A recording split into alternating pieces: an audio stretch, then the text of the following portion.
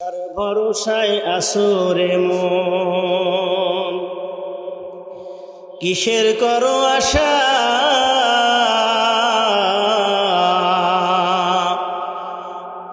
এত স্বাদের বাড়ি একদিন ভেঙ্গে যাবে তোমার বাসা। ও তোমার কোন দিন যেন ফুরাইয়া যাইবে, যৌবনে লাগবে ভাটি। ওই যে দেখো ডাকিতেছে তোমায় কবরের মাটি। ঠিক না ঠিক? ওই যে দেখো ডাকিতেছে তোমায় কবরের মাটি।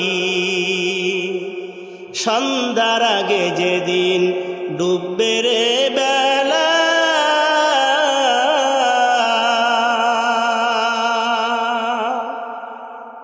সন্ধ্যার আগে যেদিন ডুববে রে বেলা,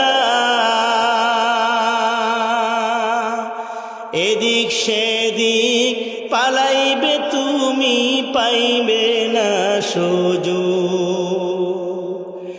ও তুমি কারো মাথায় ভাঙবা লাঠি, কারে দিবা তুমি জোরে ধমক?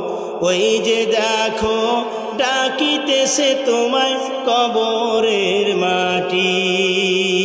ঠিক না বেঠিক? কবরের মাটি আমাদের সর্বক্ষণ কিন্তু ডাকতেছে। আমার ভাইয়েরা, যে কথা বলতেছিলাম, মেরাজের উপর এই আয়াতটা নাজিল হয়েছে। আমাদের জানতে হবে রাসূলের মেরাজ কেন হয়েছে। আমাদের সমাজের মধ্যে একদল মুনাফিক বের হয়ে গেছে যে মুসলমান অন্ধবিশ্বাসী। কি বিশ্বাসী? অন্ধবিশ্বাসী। এরা না দেখেই বিশ্বাস করে, জান্নাত দেখে নাই, জাহান্নাম দেখে নাই, এরা আল্লাহকে দেখে নাই, না দেখেই বিশ্বাস করছে। আমি আপনাদেরকে দলিল দিয়ে বুঝাই দেব যে আমরা অন্ধবিশ্বাসী নয়, আমরা সব কিছু দেখে দেখে বিশ্বাস করছি। সুবহানাল্লাহ বলেন। আমার ভাইয়েরা, আমাদের সকলের আদি পিতার নাম কি বলেন তো?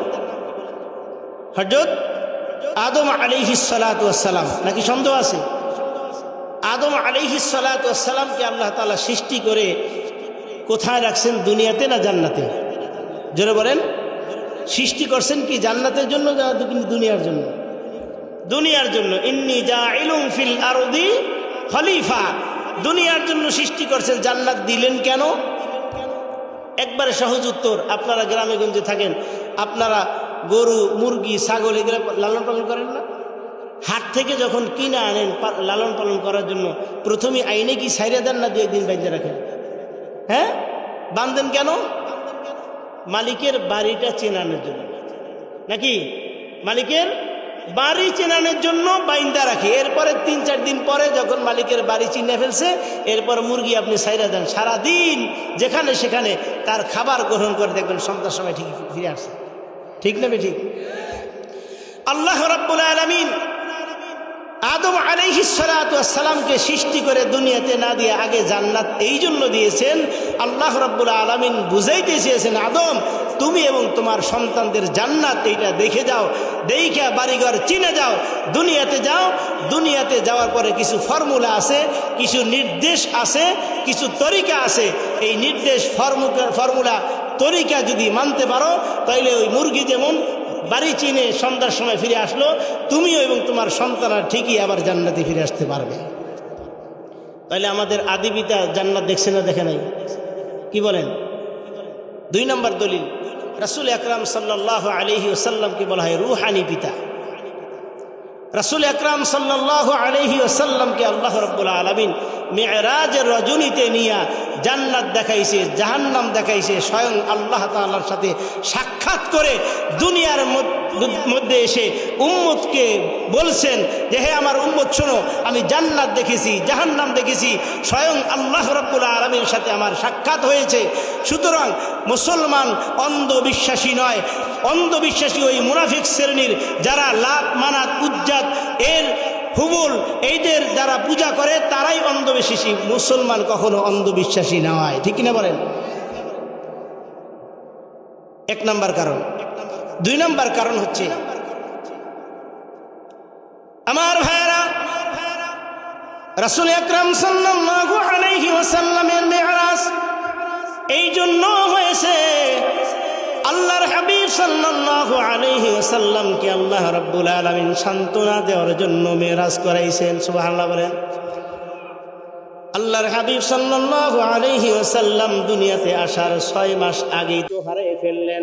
ঠিক ওই মুহূর্তে তার প্রিয়তমা স্ত্রী খাদিজা রাদিয়াল্লাহু আনহু দুনিয়া থেকে চলে গেল। এর মধ্যে আবার তার ছোট ছোট সন্তানগুলা, পুত্র সন্তানগুলা আল্লাহ তাআলা নিয়ে গেলেন। এতগুলা দুঃখের মধ্যে আল্লাহর হাবিব সাল্লাল্লাহু আলাইহি ওয়াসাল্লাম কাবার হাতিমে বসে বসে চিন্তায় মগ্ন, মনটা বড় খারাপ।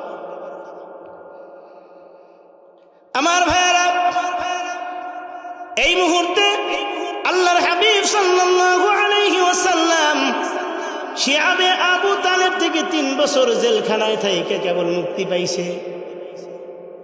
ওদিকে জিব্রাইল খবর নিয়ে আসছে, ইয়া রাসূলুল্লাহ, ইয়া হাবিবাল্লাহ, আপনার সাহাবী খাব্বাব রাদিয়াল্লাহু আনহুকে শুলে চড়াইয়া শহীদ করে দেওয়া হয়েছে। এরপরে আবার খবর আইছে, ইয়া রাসূলুল্লাহ, ইয়া হাবিবাল্লাহ, আপনার সাহাবী আম্মার রাদিয়াল্লাহু আনহুকে 2 পাও 2 গাছের সাথে বেঁধে তাকে চিরে ফেলানো হয়েছে। এতগুলা কষ্টর পরে আল্লাহর হাবিব সাল্লাল্লাহু আলাইহি ওয়াসাল্লামের মন খারাপ না ভালো? জোরে বলেন। মনটা বড় খারাপ। কাবার হাতিমে বসে চিন্তা করতেছেন, অন্তরে বড় কষ্ট নিয়ে আল্লাহর হাবিব সাল্লাল্লাহু আলাইহি ওয়াসাল্লাম কাবার হাতিমে বসে চিন্তায় মগ্ন। ঘুম চলে আসছে, চোখের পানি সেরে সেরে আল্লাহর হাবিব সাল্লাল্লাহু আলাইহি ওয়াসাল্লাম কান্না করতেছে। ওইদিকে আবু জাহেল, উতবা সাহেবা দারুন নদওয়ার বৈঠকের মধ্যে সিদ্ধান্ত নিয়ে ফেলছে, মুহাম্মদকে হয় কতল করা হবে, নয় দেশান্তরী করা হবে, আর নয় গুম করা হবে। আমার ভাইয়েরা, এতগুলো দুঃসংবাদ শোনার পরে আল্লাহর হাবিব সাল্লাল্লাহু আলাইহি ওয়াসাল্লাম শোকে পাথর হয়ে গেলেন।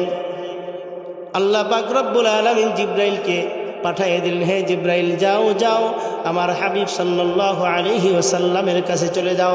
এখন শোক পালন করার সময় নয়, আমি আল্লাহ রব্বুল আলামিন আমার হাবিবকে দিদার দিব, মেরাজে নিয়ে আসো। জোরে বলি সুবহানাল্লাহ। এতগুলা কষ্ট আল্লাহ রাব্বুল আলামিন বলে শোক পালন করার সময় এখন নয়, আমি আল্লাহ রাব্বুল আলামিন মেরাজে এনে আল্লাহর হাবিবকে দেশ পরিচালনা করার কিছু প্রশিক্ষণ দিব। জোরে বলি সুবহানাল্লাহ। আর আমরা মা বাবা মরলে শোক পালন করতে থাকি বছরকে বছর, ঠিক কি? বছরকে বছর, প্রতি বছর গরু জবাই করে মানুষ খাওয়াই। প্রায় 50, 60, 70 বছর পর্যন্ত বাবার আমরা ফয়তা খাওয়াই। ফয়তা বোঝেননি? হ্যাঁ, মেজবানি খাওয়াই। বাবার মৃত্যুবার্ষিকীর শোক পালন করি, স্বামীর মৃত্যুবার্ষিকীর শোক পালন করি। কিন্তু আল্লাহ রাব্বুল আলামিন বলে দিলেন, জিব্রাইল তুমি তাড়াতাড়ি যাও, এখন শোক পালন করার টাইম নয়, আমার হাবিবকে নিয়ে আসো। মনটা বড় খারাপ, হাবিবের মনকে সান্ত্বনা দেব।